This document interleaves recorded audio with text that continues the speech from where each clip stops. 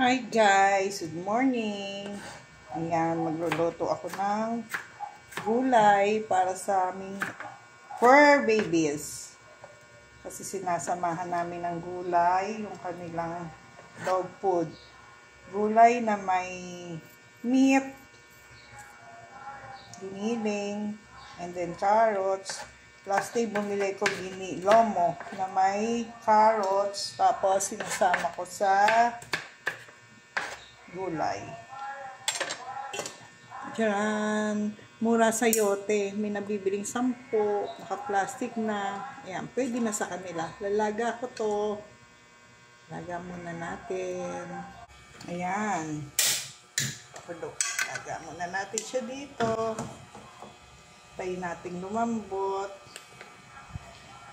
Para pag kinain nila, malambot. Ayan. Add natin yung konting giniling. Kasi meron pa silang natirang may carrots na giniling. Ayan. Mamaya pagkuloy na. Ito muna sabay sa pagpapalambot. Ayan. Wala siyang seasoning. Walang asin. Plain lang. So habang di pa kumukulo, yan. Medyo matagal-tagal pa yan. Gasan muna natin yung kanilang mga kainan. Dahil 4 sila, 4 yung hugasan ko. Yan. Bukod yung kanilang sponge, syempre. Bukod sa atin, pang kanila lang. Yan. Galing pa ng palengke, so nagliligpit pa lang. Ayan. Siyempre, ang ating mga fur babies para rin tao yan. Kaya nga malinis yung kanilang pinangkainan. Pero siyempre, iwas din na magkaroon sila ng bakterya sa katawan. Mas gusto nila yung gulay. Ayan. Okay na. Tingnan na natin kung kumulo na. Ayan. Kumukulo na siya. Oh. Nakikita nyo may konting giniling. Konti lang naman yun. Then, nagluto kasi ako ng isang araw na giniling din na mayroong carrots. Yan, natila nilagay ko sa rin. I-add ko na lang siya dito. Yan.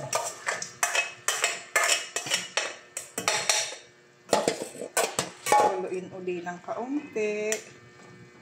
Yan. Uluin uli natin ng kaunti. Yan, antayin natin kumulo kaunti. Yan, kasi malambot na naman yung mga gulay niya. Ayan, kumukulo na siya. Ayan, pwede na yan kasi kumukulo na naman kanina at malambot na. Ayan, pwede na natin siya isama sa dog food nila. Ito, pinrepare ko na. Ayan. Ito na ang kanila dahil 4 ang dogs. 4 na bowl and sakit. Binibigyan ko rin siya ng mga gulay. Naku, alam na nila na nagpe-prepare ako. Guys, ikakuhanin ko lang yung gulay. Ayan. Para makita nyo. Iyakin nyo din sa pet nyo.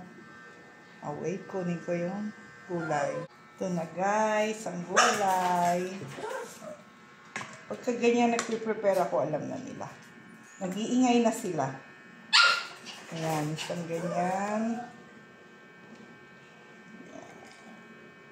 Maraming may gulay yan. Ayan.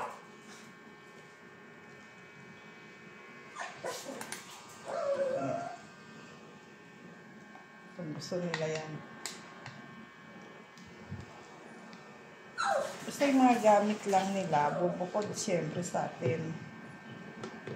Ayan. Umuusok pa, oh. Ayan, palamigin muna natin. Wait a minute. Ayan, malamig na sila. Lalagyan na natin ng dog food. Kahit anong dog food pwede. Ito kasi, binili ng anak ko, wala na silang time.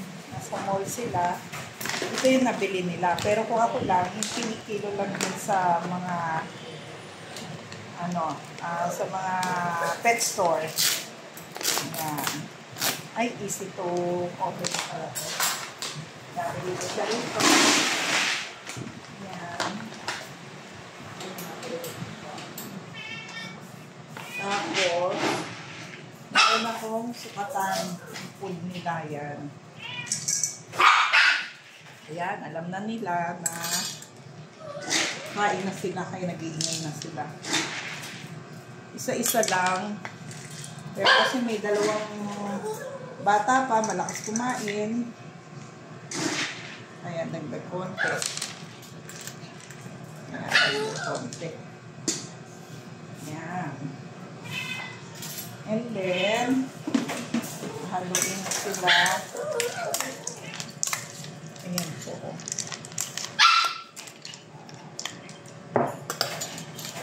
Kasi nananawa sila pag puro food. Kaya kung nakita nyo may sapin, para kung may tumatapon, hindi naaano yung lamesa. Nagkakalat. Ayan.